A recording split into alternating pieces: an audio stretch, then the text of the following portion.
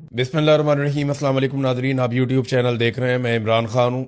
नाजरीन, इमरान खान साहब को गुज़िश्ता रात लाया गया एक मरतबा फिर पिम्स अस्पताल में, और उनकी आंख के अंदर जो इंजेक्शन है वो दोबारा से लगाया गया। हत्ता कि इमरान खान साहब के जो डॉक्टर हैं वो बड़ा कैटेगोरिकली ये स्टेटमेंट दे चुके हैं पहले ही कि CRVO नामी जो बीमारी है, जिसमें आंख के अंदर प्रॉब्लम हो जाती है, इस संगीन बीमारी का कोई इलाज पिम्स अस्पताल में मुयसर नहीं है। वहाँ पे कोई स्पेशलाइजेशन नहीं है इस हवाले से। लेकिन इसके बावजूद ये बाहर से बंदोबस्त करके रिस्क ले रहे हैं। यानी उस अस्पताल के अंदर बंदोबस्त इस बात का तो नहीं है कि वहाँ पे प्रॉपर इलाज हो इमरान खान साहब की बीमारी का, लेकिन इलाज की सहूलियात को वहाँ पे मुंतकिल करके आर्जी तौर पे शायद ये इमरान खान साहब की सेहत का रिस्क ले रहे हैं। कल को ये चीज़ें गले भी पड़ सकती हैं। इमरान खान साहब की बहन उज़्मा खानम ने इमरान खान साहब की जानिब से एक दरख्वास्त दायर कर दी है FIR के लिए, और ये दरख्वास्त दायर की गई है अडियाला के करीब। और जो अब्दुल गफूर नामी एक सुपरिटेंडेंट ऑफ जेल था, उसको और दीगर को नॉमिनेट किया गया है, और उसमें यह कहा गया है कि उसने गफलत की है और उसने गैर जिम्मेदारी का सबूत दिया है, और उसकी क्रिमिनल नेग्लिजेंस की वजह से इमरान खान साहब की आंख की बिनाई मुतासर हुई है। अब ये FIR गले पड़ेगी, रिकॉर्ड का हिस्सा बन गई। अभी तो ये FIR होगी भी नहीं, लेकिन जब वक्त गुजरेगा तो अरशद शरीफ वाली FIR भी होगी, ये वाली भी होगी। इमरान खान साहब पर जब गोलियां चली वजीराबाद में, वो FIR अभी तक नहीं हुई, अदालती अहकामात से वो भी होगी। तो ये सारे लोग जो इन FIRों की जद में आएंगे, ये अपने दूसरे घर ढूंढ लें कि इन्होंने किस किस मुल्क में जाकर छुपना है, क्योंकि पाकिस्तान तो इनके रहने के लिए जगह रहेगी नहीं। तो जो लोग आज पाकिस्तान से बेचारे दरबदर हैं बहुत बड़ी तादाद में, ये सारे पाकिस्तान वापस आएंगे, क्योंकि पाकिस्तानी इनके साथ खड़े हैं। और अल्टीमेटली ये जो थोड़े से लोग हैं, चंद लोग, ये सारे भाग जाएंगे पाकिस्तान से या पकड़े जाएंगे, ये आप देखेंगे। इमरान खान साहब की बहनें एक मरतबा फिर अडियाला जेल इमरान खान साहब को मिलने के लिए गई, तो फिर नहीं मिलने दिया गया। वहां पे पुलिस की नफरी तैनात कर दी गई, नाके लगा दिए गए, रास्ते बंद कर दिए गए, और फिर धागल नाके के करीब इन्होंने वहां पे एहतजाज शुरू कर दिया। इमरान खान साहब की बहनें वहां पे बैठ गई। वो हर मरतबा जाती हैं अपने भाई से मिलने के लिए, और उनकी उनके भाई से मुलाकात करवाई नहीं जाती। देखिए ना, ये बड़ी ज्यादती है।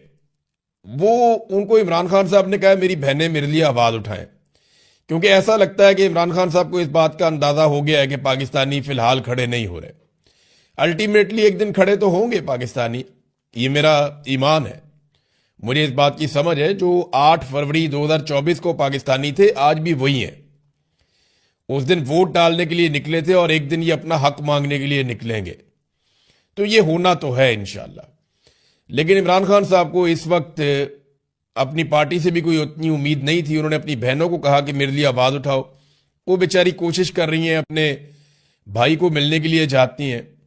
तो याद रखिएगा, जो कुछ इनके साथ हो रहा है ना, ये बाकियों के साथ भी होगा, और तब तक ये नॉर्मल हो चुका होगा। ये नौरीन खानम है, नौरीन न्याजी इमरान खान साहब की बहन है, और हसान न्याजी की वालदा भी हैं। ये वहां पे नाके से हटके एक इमारत के अंदर जाकर नमाज अदा करना चाहती थी। तो वहां पे वो उन्होंने नाले खोदे हुए हैं, और काफी कंस्ट्रक्शन का सामान, पत्थर वगैरह पड़े हुए हैं। तो वो उसको क्रॉस करना चाह रही थी, तो वो नाले में गिर गई। वो खुश्क नाला है, उनको चोटें आई, वो वहां पे गिर गई। और लेकिन अल्लाह ताला ने किया कि कोई बड़ा नुकसान नहीं हुआ। लेकिन वहां पे जो सद्दफ अब्बासी साहिबा थी, वो बहुत बुरी तरह गिरी हैं। उन्होंने जो है वो नौरीन खानम का हाथ पकड़ा हुआ था, और वो मुंह के बल गिरी हैं। उनको ज्यादा चोट लगी, उन्हें अस्पताल मुंतकिल भी किया गया है। तो एक मरतबा फिर पुलिस ने, इंतजामिया ने रास्ते बंद किए और इनको एक साइड पे धकेल दिया, और फिर वो एक नाले के अंदर गिरी हैं। बड़ा अफसोसनाक है। इससे पहले इनका बाजू भी टूट गया था। इनको सड़क पे लटाया भी गया, घसीटा गया बालों से पकड़ के। इन पे कई मरतबा टॉर्चर किया गया, ज्यादती की गई, जबरदस्ती गिरफ्तार करके इन्हें पहुंचाया गया। बार बार चक्री के करीब पुलिस छोड़ के भाग जाती थी। तो ये इमरान खान की वो बहन है जो पहले दिन से, और हसान न्याजी की वालदा है जो बेचारी बहुत जेर अताब रही, बहुत तकालीफ का इन्होंने सामना किया। जवान बेटा इनका जो है वो बंद है, पहले इतना अरसा उसको लापता कर दिया गया, फौज ने अपनी तहवील में ले लिया, फिर सजा सुना दी, अब उसे जेल के अंदर बंद किया हुआ है। तो ये बड़ी तकालीफ है जो ये खातून देख रही हैं और अपने भाई के लिए डट के खड़ी हैं। ये नादरीन सूरत हाल है। इमरान खान की सूरत हाल ये है कि मैं पढ़ रहा था अली अहमद कुर्द को, जिन्होंने वकला तहरीक के अंदर बड़ा अहम किरदार अदा किया था। उस दौर में नून लीग और पीपल्स पार्टी फंडिंग करते थे वकला तहरीक की, बहुत पैसा खर्च करते थे, और मिलिट्री एस्टेब्लिशमेंट का एक हिस्सा जो है वो भी ये चाहता था कि जनरल मुशर्रफ के खिलाफ काम हो, तो वकला बड़े मुतहर्रिक होकर निकले थे। उस वक्त अली अहमद कुर्द साहब बड़े मुतासर कुन शख्सियत के बन के सामने आए थे। तो नवाज शरीफ और जरदारी साहब के साथ इनका बड़ा अच्छा ताल्लुक भी है। तो इन्होंने कहा जी बड़े अरसे के बाद मुल्क की तारीख में एक नर का बच्चा पैदा हुआ है, मुल्क में वाकई बड़े अरसे बाद कोई लीडर पैदा हुआ है, 10 जर्नैल जाकर उसके घुटने पकड़ लें लेकिन माफी नहीं है, ये मैं आपको लिख कर देता हूं। ये जनाब अली अहमद कुर्द साहब कह रहे हैं। अच्छा, रात को जिस नौजवान ने वीडियो बनाई थी, हैदर सईद ने, वो इमरान खान साहब को जब अस्पताल से निकाला जा रहा था तो वो नौजवान भी गिरफ्तार कर लिया गया है। यानी पता चला कि इसने वीडियो बनाई है तो इसको तो गिरफ्तार करो, तो उसको गिरफ्तार कर लिया गया है।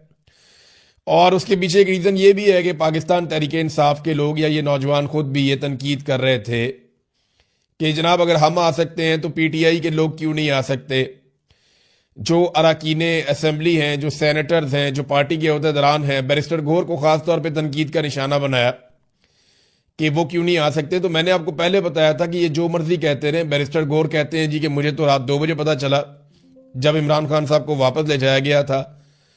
तो मैं ये बात नहीं मानता, इसलिए कि मेरे पास जो इन्फॉर्मेशन है वो ये है कि पाकिस्तान तहरीक इंसाफ ने यह फैसला किया है कि वो इमरान खान साहब की सेहत के मामले के ऊपर कोई सियासत नहीं करेंगे और इसमें कोऑपरेशन करेंगे। इमरान खान साहब की आंख की सेहत बेहतर होनी चाहिए। अब ये बात वो पब्लिकली कर नहीं सकते, तो उन्हें इस बात की इंफॉर्मेशन थी और मैंने पहले ही आपको बता दिया था कि अगले 24-48 घंटों में इमरान खान साहब को लाया जाएगा। इनके लिए मुश्किल तो नहीं है, अपना एक मुलाजिम वहां पे बिठा दें अस्पताल में या अस्पताल के अमले के अंदर किसी बंदे को, क्योंकि मैं जर्नलिस्ट हूं, मुझे पता है खबर कैसे निकालते हैं। अस्पताल के अमले में आप 2, 4, 5 बंदों को बाउंड कर देंगे, यार कोई बात हो तो मुझे बताना, तो वो आपको पता चल जाता है। जैसे मैंने यहां पे बैठ के आपको पहले बता दिया था कि डॉक्टरों को छुट्टी दे दी गई और अमले को कहा गया कि आप जाएं। तो नाजरीन ये इतना मुश्किल नहीं होता, ये पाकिस्तान तहरीक इंसाफ को इसका पता था, लेकिन उन्होंने इसके ऊपर कोई एक्टिविटी नहीं की। इमरान खान साहब की सेहत के ऊपर उन्होंने सियासत नहीं की। हाँ, वो ये जरूर कह रहे हैं कि उनकी फैमिली को हक मिलना चाहिए। अब इसमें अलीमा खानम का एक स्टेटमेंट आया, उन्होंने कहा जी खबरों से हमें पता चला कि इमरान खान को आधी रात को दोबारा पिम्स ले जाया गया, ख्याल रहे कि उनकी आंख में दूसरा इंजेक्शन लगाया गया था। जब कानून इस बात का तकाजा करता है कि किसी कैदी पर कोई तिब्बी अमल कराने से पहले खानदान को मुतला किया जाएगा तो खानदान को क्यों नहीं बताया गया। हमें सरकारी तिब्बी सहूलियात की तशखीस या जांच की रिपोर्टों पर बिल्कुल भरोसा नहीं है। पिम्स से पहले ही इतलात आ रही हैं कि डॉक्टरों को इमरान खान के बारे में कोई भी मालूमात लीक होने पर संगीन नताइज की धमकियां दी जा रही हैं। वो क्या छुपा रहे हैं? हमारा खानदान उनकी रिपोर्ट्स को मुस्तरद करता है, ख्वाह वो अवाम के सामने ये रिपोर्टें जारी करें। हम अपनी दरखास्त पर कायम है कि शिफा इंटरनेशनल इस्लामाबाद में इमरान खान के ज़ाती डॉक्टरों की निगरानी में और उनके अहले खाना की मौजूदगी में माहिरीन के जरिए इमरान खान का मुआयना और इलाज किया जाए। इमरान खान की आंख में पैदा होने वाली मुबैना हालत के लिए पिम्स सरकारी अस्पताल किसी के इलाज के लिए लैस नहीं है, यानी वहां मुकम्मल सहूलियत नहीं है। ये हुकूमत जो कुछ कर रही है ये मुजरिमाना है और इमरान खान के खिलाफ जो भी खिलाफ वर्जी और जुर्म कर रहे हैं इनका एहतसाब होगा।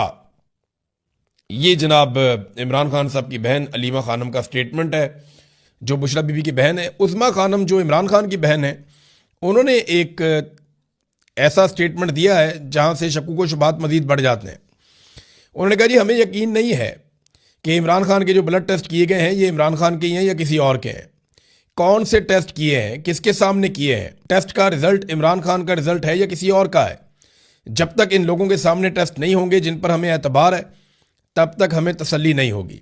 ये जो छुपा रहे हैं इसके पीछे क्या वजह है? देखें, ये इमरान खान वजीर आज़म पाकिस्तान थे जब नवाज शरीफ साहब के जाली टेस्ट करके उन्हें बताया गया कि इनके तो प्लेटलेट्स बेड़े गर्क हो गया और हर थोड़ी देर के बाद एक जाली टेस्ट आ जाता था और दबाव मजीद बढ़ जाता था। अदालतों के अंदर मामला जा रहे थे, मीडिया के अंदर मामला जा रहे थे, हत्ता कि कैबिनेट को बैठ के फैसला करना पड़ा कि नवाज शरीफ के साथ करना क्या है।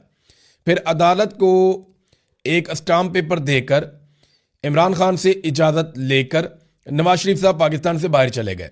फिर एस्टेब्लिशमेंट के जो बहुत करीबी शख्स हैं फैसल वाडा, बल्कि वो खुद एस्टेब्लिशमेंट के अंदर ही होते हैं, तो फैसल वाडा ने ये इंकशाफ किया कि नवाज शरीफ का जो खून था वो नवाज शरीफ का नहीं था, बल्कि कुछ लोगों ने यहाँ तक बताया कि वो किसी जानवर का खून था और नवाज शरीफ की जाली रिपोर्टें बनाई गई थी। और हत्ता कि फैसल वाडा ने कहा वो रिपोर्टें तो घर बैठकर बनाई गई थी, उनका तो किसी लेबॉर्ट्री से ताल्लुक कोई नहीं था, तो जाली रिपोर्टें नवाज शरीफ की बनाई गई थी। तो जिन्होंने नवाज शरीफ की जाली रिपोर्टें बना के उस वक्त के वजीर आजम इमरान खान को धोखा दिया, आज वही इमरान खान जेल के अंदर है, तो वो अब धोखा नहीं दे सकते? बिल्कुल दे सकते हैं। जो वजीर आजम को चीट कर सकते हैं, वो एक कैदी को चीट करने में उनको क्या प्रॉब्लम है, वो कर सकते हैं। अलीमा खानम का जो स्टेटमेंट है, क्योंकि अभी इमरान खान साहब की गैर मौजूदगी में अलीमा खानम ही फैमिली के मामलात को ऑलमोस्ट लीड करती हैं और उनका बयानिया जो है या उनका जो स्टेटमेंट है वो माना जाता है मुस्तरद। तो उन्होंने कहा जी इमरान खान ने पैगाम दिया कि उन्हें नज़र नहीं आ रहा, मेरे डॉक्टरों को मुझ तक रसाई दी जाए, ये है जी सिंपल बात। फिर उन्होंने कहा जी कि इमरान खान से आज भी किसी की मुलाकात नहीं हुई। अलीमा खान ने बहनों के साथ जो है वो बाद में बाहर आके गुफ्तगू की और बुशरा बीवी की मुलाकात उनकी फैमिली के साथ हुई, उनके ज़रिए से जो है वो खबर बाहर आई और इमरान खान साहब ने पैगाम दिया कि उन्हें नज़र नहीं आ रहा, मेरे डॉक्टरों को मुझ तक रसाई दी जाए। ये बात अलीमा खानम ने बताई बुशरा बीबी के ख़ानदान से पूछ कर। अब ये इमरान खान साहब की बहनें स्टेटमेंट दे रही हैं, बल्कि उन्हें चोट भी लग गई। नौरीन खानम को बड़ा अफसोसनाक, वो मैंने तस्वीर देखी, वीडियो देखी, बड़ी तकलीफ़ हुई मुझे भी। एक और ख़ातून थी सद्दफ़, उनको ज़्यादा चोट लगी है, वो हॉस्पिटलाइज भी हो गई हैं, लेकिन अल्लाह का शुक्र है कि वो बचत हो गई, जान बच गई और कोई ऐसा नुकसान नहीं हुआ जिसकी भरवाई नहीं हो सकती। लेकिन ये ख़वातीन है, तो रियासत को जो है वो इस तरह का रवैया नहीं रखना चाहिए, बहुत ही बदनसीबी है जो इस वक्त किया जा रहा है। बहरहाल इमरान खान साहब की जो रिपोर्टें हैं वो उनकी फैमिली के साथ शेयर नहीं की जा रही। अभी तक इमरान खान साहब के मुआलिजीन जो हैं वो उन्हें नहीं देख पाए, अभी तक उनकी फैमिली जो है वो इमरान खान साहब से नहीं मिल पाई।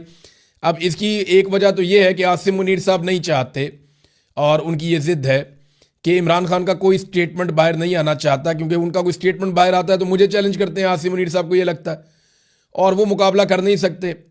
DGI SPR भी बोल बोल के थक गए, लिहाजा उन्होंने सोचा कि इमरान खान की आवाज़ ही बंद कर दो, मुलाकात करवाओ ही ना। दूसरा, या तो ये जेल में कुछ ना कुछ ऐसा ज़रूर कर रहे हैं जो ये चाहते हैं कि बाहर किसी को पता ना चले, क्योंकि कुछ अर्सा पहले मोहसिन नकवी ने और बाकी लोगों ने दावा किया कि हम इनके ख़ानदान के किसी और शख्स को मिलवा सकते थे, लेकिन ख़ानदान के अंदर भी जो डॉक्टर हैं, एक वो बरकी साहब डॉक्टर हैं, एक इमरान खान की बहन डॉक्टर हैं, उन लोगों को मिलवाने से इनकार किया। यानी ये चाहते हैं कि कोई डॉक्टर इमरान खान के करीब ना जाए, चाहे वो फैमिली का हो, चाहे वो फैमिली के बाहर हो या इमरान खान साहब का ज़ाती मुआलिज हो। सिर्फ सरकारी डॉक्टर्स जिनको चुना जाएगा वही डॉक्टर जाएंगे और जाकर इमरान खान साहब को देखेंगे। अब वहाँ सोर्सेज से खबरें बाहर आती रहती हैं, इससे पहले भी आती रही हैं, आइंदा भी आती रहेंगी, आपको पता चल जाएगा। दूसरी जानिब नादरीन, जो इमरान खान साहब की रिहाई के लिए इमरान खान रिहाई अमन फोर्स बनाने का ऐलान किया था सुहेल आफरीदी ने, उसके ऊपर बहुत रोला पड़ गया है। पार्टी का एक धड़ा जो है वो डट गया है कि हमें तैयारी करनी चाहिए, नौजवानों को इकट्ठा करना चाहिए, बड़े पैमाने पर एक ताकतवर फोर्स नौजवानों की तैयार करनी चाहिए और बगैर लड़े पुरअमन तरीके से एहतजाज करके और एक मुनज़्ज़म तरीके से इमरान खान साहब की रिहाई का रास्ता निकालना चाहिए। तो अब इसका नाम बदलने की बातचीत हो रही है, क्योंकि लफ्ज़ फोर्स जो है उस पर लोगों को एतराज़ आ गया कि जनाब ये फोर्स कैसे हो सकती है, तो फोर्स का लफ्ज़ इस्तेमाल ना किया जाए, तो इसका कोई और लफ्ज़ इस्तेमाल किया जाए। अब इस पर बहस हो रही है, कुछ लोग डट गए हैं, कुछ लोग जो है वो नया स्टेटमेंट दे रहे हैं। लेकिन इस पर जुनैद अकबर साहब ने एक बात की है। जुनैद अकबर साहब का कहना है, रिहाई फोर्स के नाम पर पार्टी में इख्तिलाफ राय है, हम अब भी चाहते हैं कि मुज़ाकरात हों, लेकिन जब आप हमें दीवार के साथ लगाएंगे तो हमारे पास ऑप्शन ही क्या बचता है, हमारे पास वक्त बहुत कम है। तो उन्हें एहतजाज करना पड़ेगा, वो भी इस बात को समझते हैं। एक तरफ तो यह एहतजाज का मामला बढ़ता जा रहा है, दूसरी तरफ पाकिस्तान में दहशतगर्दी कंट्रोल नहीं हो पा रही और पाकिस्तान की इंटेलिजेंस एजेंसीज दहशतगर्दी को रोकने में नाकाम है। यानी वो कोशिश करते हैं, कुछ वाक़यात रुक भी जाते हैं, लेकिन वाक़यात लगातार बढ़ते चले जा रहे हैं दहशतगर्दी के। और इसी की वजह से पाकिस्तान ने अफगानिस्तान के अंदर दहशतगर्दों के कुछ ठिकानों के ऊपर अटैक किया। पाकिस्तान का कहना है कि वहाँ बड़े पैमाने पर दहशतगर्द मारे गए हैं, जबकि अफगानिस्तान का ये कहना है कि वहाँ पे सिविलियंस की हलाकतें हुई हैं। इंडिया जो है वो अफगानिस्तान के नैरेटिव को सपोर्ट कर रहा है, जैसा कि हम सबको पता था। तो अभी एक और दहशतगर्दी का वाकया हुआ, ये बड़ा खौफनाक इंसिडेंट हुआ है भक्कर, ये खैबर पख्तूनख्वा और पंजाब को मिलाने वाली बैनुस्सूबाई दाजल चेक पोस्ट है एक, वहाँ पर खुदकुश हमला हुआ। बाकायदा इसकी वीडियो भी आ चुकी है कि कैसे वो खुदकुश हमलावर जो है वो आराम से चलता हुआ आता है और पुलिस के पास पहुँच के चेक पोस्ट के पास वो अपने आप को धमाके से उड़ा देता है। अच्छा, यहाँ पे 3 पुलिस एहलकारों की शहादत की इतला मिली इब्तदाई तौर पे, और कई पुलिस वाले जो है वो वहाँ पे ज़ख्मी भी हो गए, उन्हें अस्पतालों में मुंतकिल किया गया। तो ये अफसोसनाक वाकया, भक्कर तक दहशतगर्द हैं, कुछ और इलाकों में भी पहले दहशतगर्दी के वाकयात तवातर के साथ हो रहे हैं। इस्लामाबाद में दहशतगर्दी के 2 बड़े वाकयात हुए हैं। ये बड़ी अफसोसनाक सूरत हाल है पाकिस्तान में, और पाकिस्तान के सिक्योरिटी इदारों और एजेंसियों के लिए बड़ा चैलेंज है। अब एक चीज़ मैं आपके सामने और रखना चाहता हूँ नाजरीन, के पाकिस्तान जो है वो दहशतगर्दी के तमाम वाकयात का इल्ज़ाम फितनतुल हिंदुस्तान के ऊपर लगाता है कि ये फितनतुल हिंदुस्तान है, फितनतुल खवारिज, फितनतुल हिंदुस्तान। तो मामला ये है कि अफगानिस्तान के ऊपर तो हम अटैक करते हैं, और अफगानिस्तान के साथ तो हमने तिजारत बंद कर दी है, वो इसलिए कि ये फितनतुल हिंदुस्तान के जो दहशतगर्द हैं वहाँ से आते हैं। लेकिन फितना तो हिंदुस्तान का है, पाकिस्तान के बकौल। तो पाकिस्तान अफगानिस्तान के साथ तो तिजारत बंद कर गया, लेकिन जहाँ से ये दहशतगर्द सपोर्ट जहाँ से मिलती है, जहाँ से पैसा मिलता है, जहाँ से वो ट्रेंड होते हैं बकौल पाकिस्तानी इंटेलिजेंस एजेंसियों की रिपोर्टों और पाकिस्तानी रियासत और हुकूमती इदारों के और हुकूमत के बयानिए के मुताबिक, तो उनके साथ तजारत पाकिस्तान ने बंद नहीं की। यानी अफगानिस्तान के साथ हमने तजारत इस लेवल तक बंद कर दी है कि इस वक्त सूरत हाल ये है कि गुज़िश्ता साल की निस्बत जो तजारत हमारी पिछले साल $560 मिलियन थी, वो अब $228 मिलियन रह गई है, यानी आधी से भी कम हो गई है। तो अफगानिस्तान के साथ हमने तजारत अब तो मुकम्मल ही बंद की हुई है, जबकि हिंदुस्तान के साथ हमारी तजारत अभी भी जारी है। और जो हिंदुस्तान के साथ हम तजारत करते हैं, इसमें पाकिस्तान से ज़्यादा हिंदुस्तान को फ़ायदा होता है। तो देखें हमारी कैसा हमारा मौक़िफ़ है और कैसी हमारी पॉलिसी है कि फितनतुल हिंदुस्तान तो हम कह देते हैं कि हिंदुस्तान पाकिस्तान में दहशतगर्दी करवा रहा है, लेकिन अफगानिस्तान के साथ हम तजारत बंद करते हैं जहाँ पे हमारा मुनाफा होता है, और हिंदुस्तान के साथ तजारत हम जारी रखते हैं जहाँ पे हिंदुस्तान का मुनाफा होता है। कमाल नहीं कर रहे वैसे। बयानुल मरसूस तो आपने इंडिया के खिलाफ लड़ाई लड़ी थी, अब इंडिया में पटाखा भी चलता है तो वो पाकिस्तान के अंदर घुस के अटैक करते हैं, और पाकिस्तान के अंदर अगर फितनतुल हिंदुस्तान जो पाकिस्तान बार बार कह रहा है वो अटैक करते हैं, तो पाकिस्तान अफगानिस्तान में चला जाता है अटैक करने के लिए। तो जिसने हमला किया या करवाया या जो इसके पीछे है या जो मास्टरमाइंड है, उसके पीछे पाकिस्तान नहीं जा रहा। ये भी एक पॉलिसी है जिसके ऊपर थोड़ा गौर करना पड़ेगा, क्योंकि लगातार पाकिस्तान में दहशतगर्दी हो रही है, वाकयात बढ़ते जा रहे हैं। ये देखें ना आप, तलाल चौधरी का स्टेटमेंट, ये बहुत ही अजीब स्टेटमेंट है। तलाल चौधरी दाखिला का वज़ीर मुमलिकत है। तलाल चौधरी का कहना है कि हम ये जंग दुनिया को दहशतगर्दी से बचाने के लिए लड़ रहे हैं। और भाई दुनिया अपने आप को खुद ही बचा लेगी, दुनिया बहुत सियाणी है। मुझे बताएं कब हुआ यहाँ पे यूएई के अंदर दहशतगर्द हमला, अबू धाबी के अंदर, सऊदी अरब के अंदर, मुझे बताएं ना कब वहाँ दहशतगर्दी होती है। ओमान में कब दहशतगर्दी होती है, बताएं ना भाई। दुनिया अपने आप को दहशतगर्दी से खुद ही बचा लेगी। ईरान ने अपने आप को बचाना होगा, खुद बचाएगा। चाइना ने अपने आप को दहशतगर्दी से बचाना होगा, खुद बचाएगा, वहाँ पे नहीं होती दहशतगर्दी। इंडिया ने अपने आप को बचाना होगा, खुद बचाएगा। सेंट्रल एशिया ने, यूरोप ने, अमेरिका ने, सब ने अपने आप को दहशतगर्दी से बचाना होगा, तो सारे अपने आप को खुद बताएंगे। अब पाकिस्तान को बचाएं जिसके लिए आपको पैसा मिलता है, जिसके लिए पाकिस्तानी अपने खून पसीने की कमाई से, आपको टैक्स के पैसों से आपका पेट भरते हैं, आपको हर तरह की सहूलत लेकर देते हैं। अब पाकिस्तान को बचाएं। हम ये जंग दुनिया को दहशतगर्दी से बचाना है। ओ भाई दुनिया अपने आप को खुद बचा लेगी। आप दुनिया के मामले लगते हैं, आप अपने आप को बचाएं, अपनी जान बचाएं, अपने लोगों को बचाएं, अपने लिए पॉलिसी बनाएं। लोगों की जंग लड़ते लड़ते पाकिस्तान यहां तक पहुंच गया है। दुनिया की जंग नहीं लड़नी हमने पाकिस्तानियों को बचाना है और पाकिस्तान की जंग लड़नी है। आप पाकिस्तान को महफूज बनाएं, दुनिया अपने आप को खुद महफूज बना लेगी। कोई यहां पे सरमायाकारी करने के लिए तैयार नहीं है। वजह क्या है?